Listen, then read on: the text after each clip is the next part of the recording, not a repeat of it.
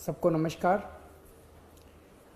आज जो ऐलान मैं करने जा रहा हूँ उसका असर केवल दिल्ली की शिक्षा व्यवस्था नहीं, मैं समझता हूँ कि भविष्य में हमारे देश की शिक्षा व्यवस्था पर भी बहुत गहरा असर पड़ने वाला है। आज हम लोगों ने दिल्ली की कैबिनेट में Delhi board of school education के गठन की अप्रूवल दे दी है। दिल्ली में अलग से अब एक Delhi board of school education बनाया जाएगा। ये कोई मामूली बोर्ड शिक्षा बोर्ड नहीं है। जैसे हर राज्य का अपना एक शिक्षा बोर्ड होता है, तो ऐसा नहीं है कि अब दिल्ली में हमारी सरकार है तो हमने तय किया कि हम भी एक अपना अलग शिक्षा बोर्ड बनाएंगे, ऐसा नहीं है।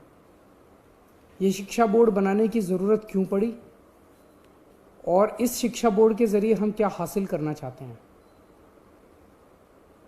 पूरा देश देख रहा है कि पिछले 6 साल के अंदर दिल्ली की शिक्षा व्यवस्था के अंदर क्रांतिकारी परिवर्तन हुए हैं। पिछले 6 साल में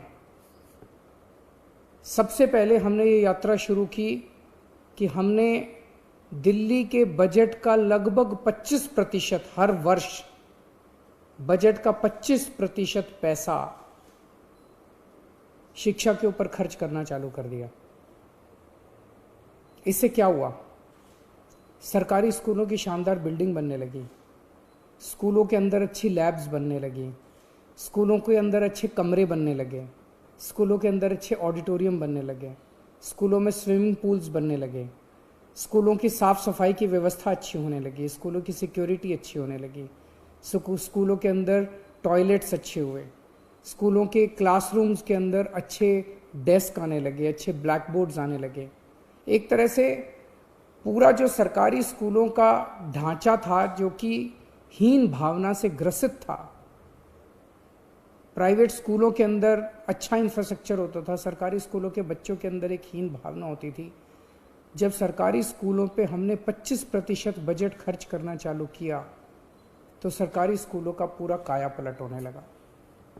दूसरा बड़ा परिवर्तन हमने किया कि अपने टीचर्स को और प्रिंसिपल्स को बहुत बड़े स्तर के ऊपर हमने ट्रेनिंग करने के लिए भेजा।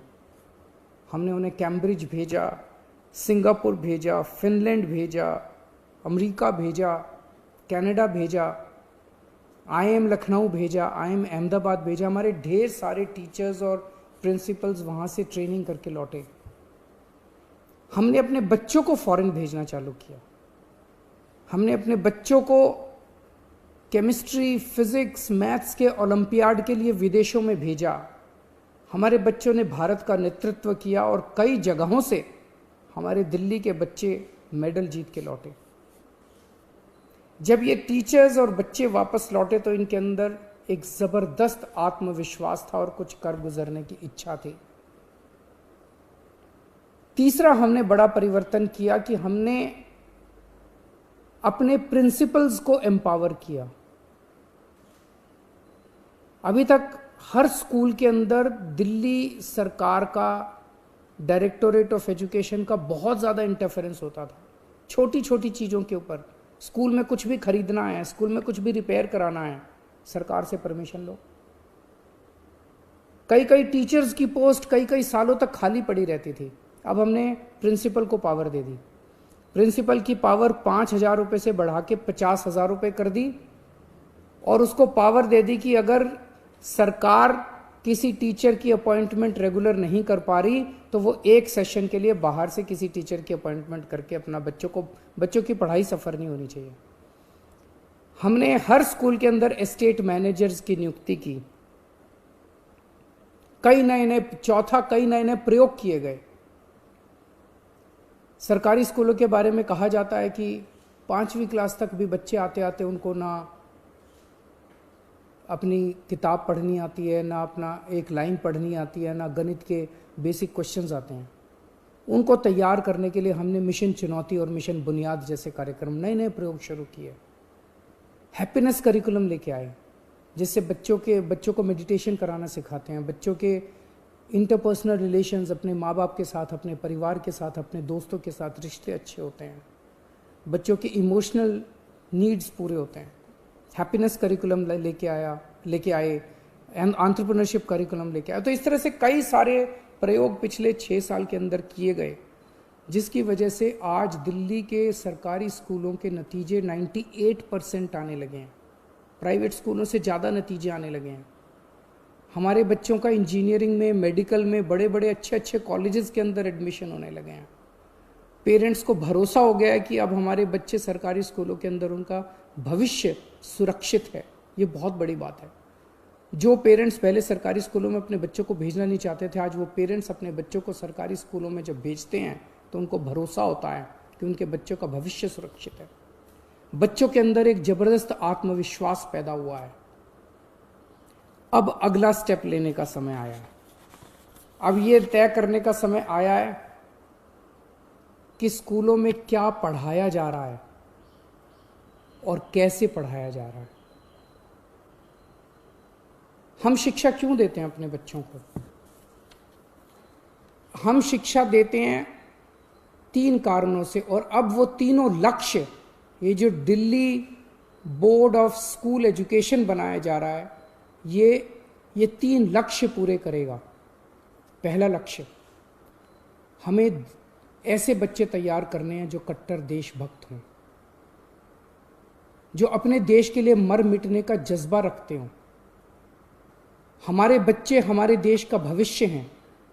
हमें ऐसे बच्चे तैयार करने हैं जो आने वाले समय में हर क्षेत्र के अंदर इस देश की जिम्मेदारी अपने कंधों पे उठाने के लिए तैयार हों। उन्हें तैयार करना पड़ेगा अपने बच्चों को, चाहे वो साइंस का क्षेत्र हो, चाहे टेक्नोलॉजी का क्षेत्र हो, चाहे बिजनेस का क्षेत्र हो, चाहे व्यापार का क्षेत्र हो, चाहे राजनीति का क्षेत्र हो, चाहे सामाजिक क्षेत्र हो।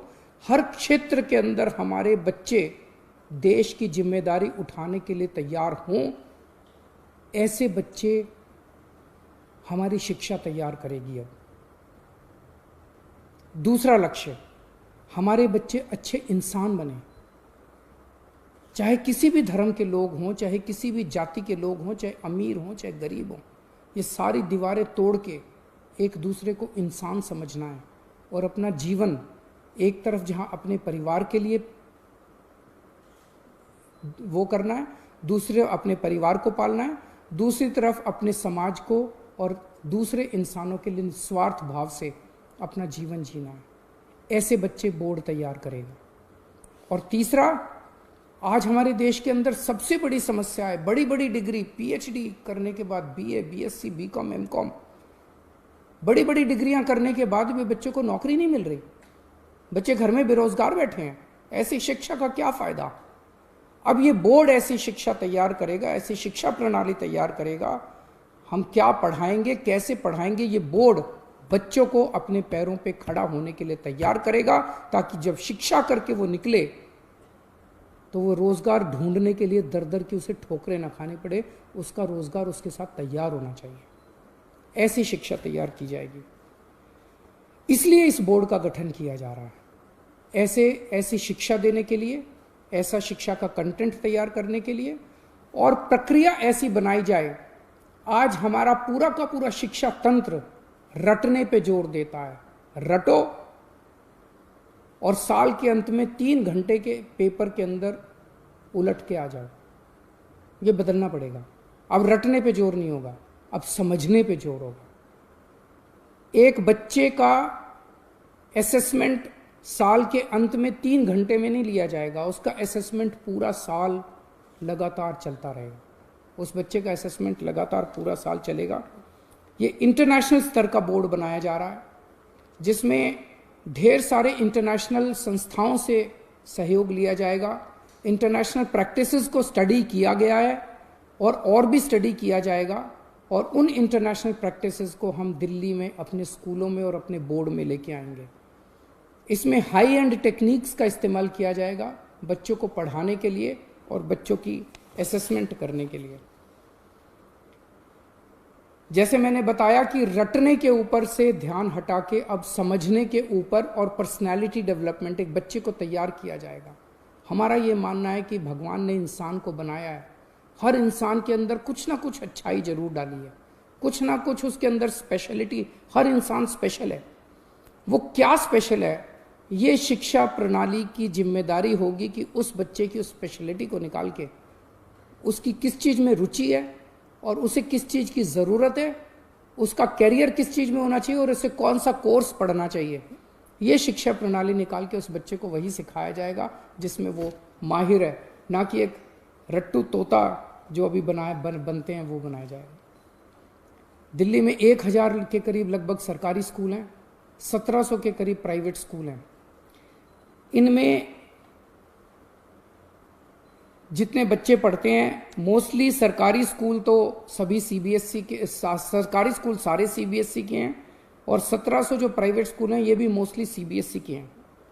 इस वर्ष 21-22 एकेडमिक ईयर में 20 से 25 सरकारी स्कूलों को हम एक साथ सारे स्कूलों को इस बोर्ड में नहीं लेके आएंगे।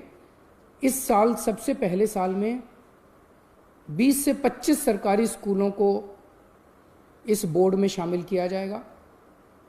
उन्हें सीबीएसई से उनकी एफिलिएशन हटा के इस बोर्ड की एफिलिएशन दिलाई जाएगी।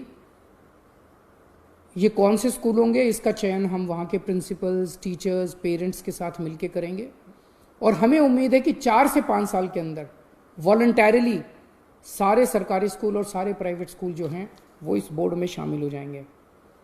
इसकी एक गवर्निंग बॉडी होगी जिसकी अध्यक्षता एजुकेशन मिनिस्टर करेंगे। इसकी एक एग्जीक्यूटिव बॉडी होगी डे टू डे काम के लिए जिसकी अध्यक्षता एक सीईओ करेंगे। गवर्निंग बॉडी में, एग्जीक्यूटिव बॉडी में एक्सपर्ट्स होंगे, ढेर सारे इंडस्ट्री के भी होंगे, एजुकेशन के भी होंगे, प्राइवेट के, सरकारी स्कूलों के प्रिंसिपल्स होंगे, ब्यूरोक्रेट्स होंगे। और आज इस निर्णय से मैं व्यक्तिगत तौर पे बहुत ज़्यादा खुश हूँ, उत्साहित हूँ। मुझे हमेशा ये लगता था, पहले राजनीति में आने के पहले हम लोग एनजीओ में काम किया करते थे, समाज सेवा का काम किया करते थे और हमें ये लगता था कि हमारी शिक्षा प्रणाली काफ़ी ज़्यादा दूषित है जिसकी वजह से देश की कई सारी समस्याएं, अगर शिक्षा को ठीक किया जाए तो देश की कई समस्याओं का समाधान निकल सकता है। पिछले 6 साल की हमारी यात्रा काफ़ी अच्छी रही और मैं समझता हूं कि अब ये जो अगला चरण है जिसमें इस बोर्ड का गठन किया जा रहा है, इसके ज़रिए शिक्षा के क्षेत्र में मूलचूल परिवर्तन होगा और हमारे जो बच्चे शिक्षित होकर निकलेंगे वो एक तरफ देश की बागडोर संभालने के लिए तैयार होंगे और दूसरी तरफ अपने परिवार को का पालन पोषण करने के लिए भी तैयार होंगे, अच्छे इंसान बनेंगे। बहुत बहुत शुक्रिया।